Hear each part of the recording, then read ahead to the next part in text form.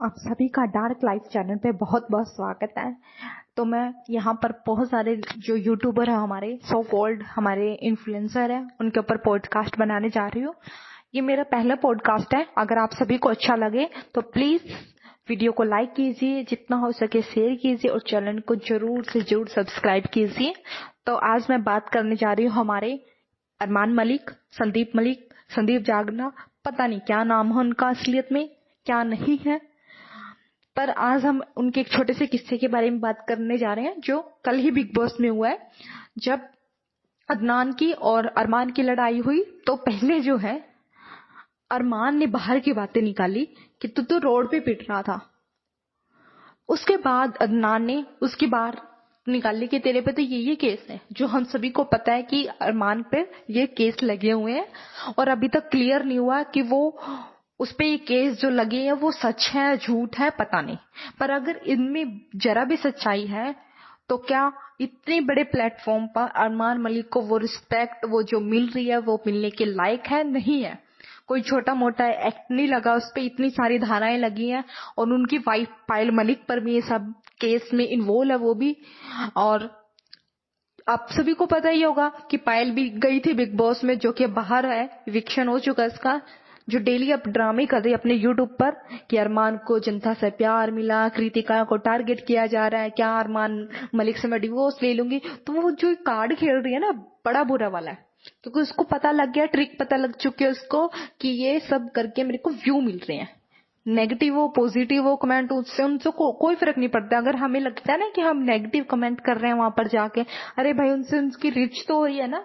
Comment section भरा पड़ा रहता है उनका, जहां उनके 1000 कमेंट आते थे अब उनके 6000 कमेंट आ रहे हैं, तो उनसे उनको रीच मिल रही है, उनको पब्लिसिटी और मिल रही है।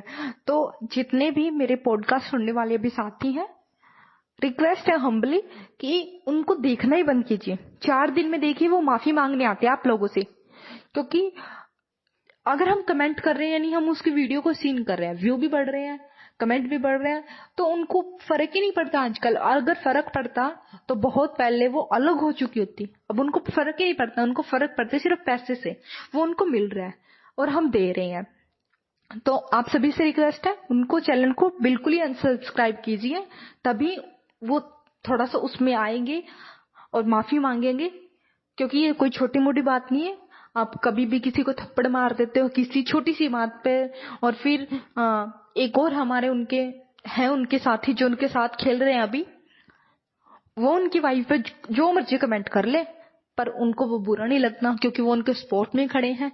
पर जो उनके अपोजिट हैं, जो उनसे खेल रहे हैं, भिड़ रहे हैं, उनको सही पे सही और गलत पे गलत कर रहे हैं, उनको थप्पड़ पड़ रहे हैं, तो ये कहाँ का मतलब है? इतना बड़ा शो होता था, इतना अच्छा शो होता था, हम सब देखते थे, पर आज पार्शियलिटी भी दिख रही है, हमें साफ साफ दिख रही है। पता नहीं क्या हो रहा है हमारी सोसाइटी के अंदर, हम कहाँ जा रहे हैं, हम किसको सपोर्ट कर रहे हैं हमें भी नहीं पता। और ये गलत है, बिल्कुल गलत है। मैं इसको बिल्कुल ही गलत मानती हूँ कि अगर कोई इतना बड़ा क्राइम करके नेशनल टीवी पर हवाबाजी कर रहा है और बोल रहा है कि मैं तेरा बाप हूँ, खुले में घूम रहा हूँ, ये किस प्रकार की लैंग्वेज है? हम शिवानी को तो बड़ा सुना देते हैं कि वो बदतमीज है, उसकी लैंग्वेज के लिए बोलते हैं ना, क्योंकि वो खड़े जवाब देती है। तेरा बाप हो, ये किस टाइप की लैंग्वेज थी?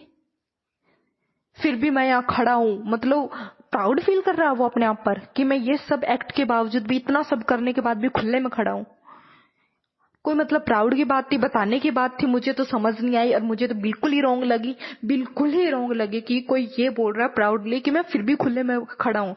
तो भारत की जनता उठो और उसको सबक सिखाओ अच्छे वाला और बताओ ये कोई प्राउड की बात नहीं है।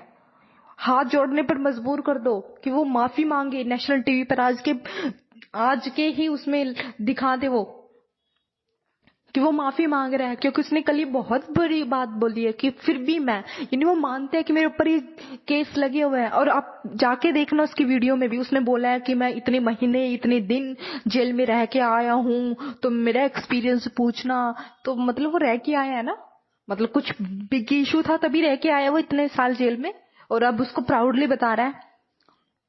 और हम बड़ा अच्छा गुड़ी गुड़ी उसको देख रहे हैं, पता नहीं क्यों लोग उसको इतना प्रमोट कर रहे हैं। उसके चैनल पर 8 मिलियन, कमाल की बात है। इतनी सारी यूट्यूब चैनल है अच्छे वाले, जो अच्छे से हंसा रहे हैं, कुछ पढ़ा रहे हैं, शिक्षा की, एजुकेशन, इतने सारे एजुकेशन से रिलेटिव चैनल है, कुकिंग से रिलेटिव चैनल है, हंसा रहे हैं। उनको हम इतना फॉलो नहीं कर रहे, पर इनको फॉलो कर रहे हैं। क्या दिखा रहे हैं? आज पायल ने ये किया, आज कृतिका ने ये किया, मैं डायरेक्ट नाम लेके बोल रही हूँ, आज ये किया, आज ये किया, आज वो किया। अरे भाई, कुछ अच्छा तो नहीं किया ना? कुछ इसमें भारत रत्न देने वाला तो तुमने नहीं काम नहीं किया ना, जो इतना प्राउडली दिखा रहे हैं। 8 मिलियन फॉलोवर्स हो रहे हैं उनके। उनको हम इतना बड़ा बना दिया कि आज वो इतने खुले में कह रहे कि फिर मैं यहाँ खड़ा हूं। तो कहीं ना कहीं गलती शायद हम सबके भी है, हम उनको इतना दे रहे हैं बार बार व्यू। उनके तो लाइफस्टाइल ही चेंज हो गई ना हमारे चक्कर में। अब चलो, जो हुआ सो हुआ, अब हमें पता चल चुका है रियलिटी क्या है, तो बढ़िया वाला अब जवाब देना। हमें नहीं चाहिए ऐसे चाहिए ही नहीं हमें, जो खुले में ये सब बोल रहे हैं। तो अगर आपको ये चीज मेरी अच्छी लगी है, आप भी इस बात से एग्री करते हो, तो प्लीज इस चैनल को सब्सक्राइब कीजिए और कमेंट में जरूर डालिए आपको मेरी बात एग्री लगी, मेरी बात से आप एग्री हो नहीं हो, और बताना मुझे कि मैं और पॉडकास्ट इसके ऊपर बनाऊं या नहीं बनाऊं, आपको अच्छा लगा या नहीं लगा कंटेंट। धन्यवाद।